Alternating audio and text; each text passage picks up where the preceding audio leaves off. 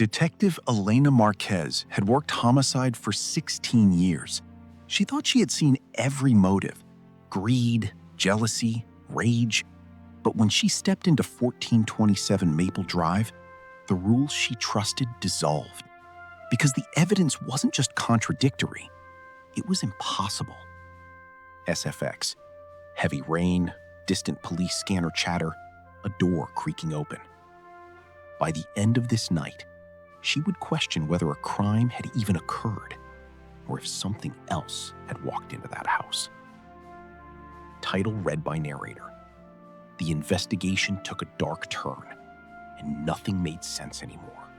115, Act 1, The Victim. The victim was 39-year-old Sarah Keating, a forensic accountant, a woman trained to find order in chaos. By all accounts, she lived a quiet, meticulous life. But 3 weeks before her death, she told her sister something strange. Quote, "If I disappear, don't trust the first story they tell you." At the time, it sounded like paranoia. After the autopsy, it sounded like prophecy. Sound, a phone ringing once, then silence. 245, Act 2, The Initial Findings, The Formula. Narrator, VO. The 911 call came in at 2:17 a.m. A neighbor reported screaming. When officers arrived, the front door was unlocked. Inside, no forced entry, no signs of struggle. Just Sarah Keating lying on her living room rug. No blood, no weapon, no toxins in her system. Narrator, VO. The coroner ruled it a physiological anomaly, a heart that stopped for no medical reason. But Detective Marquez noticed something else. Sarah's laptop was gone, but her phone remained. And on that phone, a voice memo was recording. Sound, static, then a muffled female whisper. "You said you'd protect me." Then a click. Narrator, VO. The voice on the memo did not belong to Sarah Keating. 4 p.m., the dark turn. Here is where the investigation broke. The gas station receipt placed Sarah's ex-husband, David Marsh, 30 miles away at 11:58 p.m. His face was on camera. His credit card was swiped. Open and shut alibi. But the home Wi-Fi router showed Sarah's phone logging into the network at 11:59 p.m.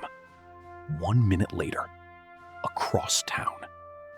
Meaning either the phone traveled 30 miles in 60 seconds, or someone else was inside that house, using her device. Detective Marquez requested the phone's GPS history. That's when nothing made sense anymore. A hard drive spinning, then an error chime. 530, Act 3, The Impossible Timeline. GPS data confirmed the phone never left the house, but the gas station footage, verified by 3 experts, showed David Marsh in real time. No deepfake, no editing. The timestamps were cryptographically sealed by the gas station server. Then a second anomaly. The neighbor who called 911, she claimed she saw a figure leaving the house at 2:15 a.m. But traffic cameras on that street showed 0 pedestrians between 1 a.m. and 3 a.m. Either a person walked through an invisible corridor, or our witness was lying. But her polygraph? She passed. Detective Marquez, archival audio clip, low quality. Have put people away for less. But here, the evidence isn't pointing to a suspect. It's pointing to a contradiction. Like 2 different realities happened in the same house. 7 p.m. The Hidden Connection. Narrator. 3 weeks before her death, Sarah Keating emptied her safety deposit box. The bank manager said she took only one item, a photograph. Detectives found that photograph in her fireplace, burned almost beyond recognition. But the unburned corner revealed 3 people at a lake house. One face was scratched out. On the back, 4 words. "We buried it here." No location, no date.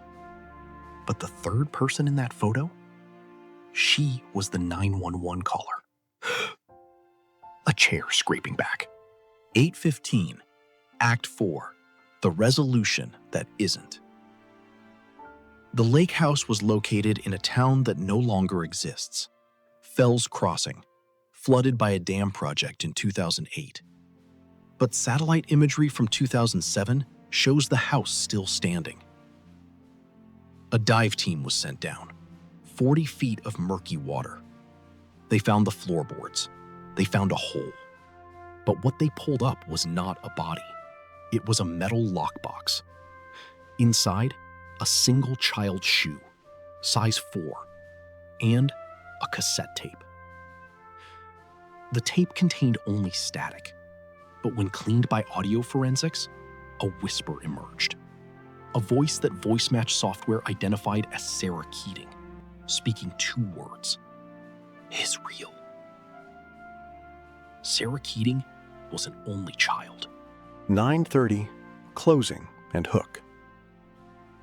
The case remains open.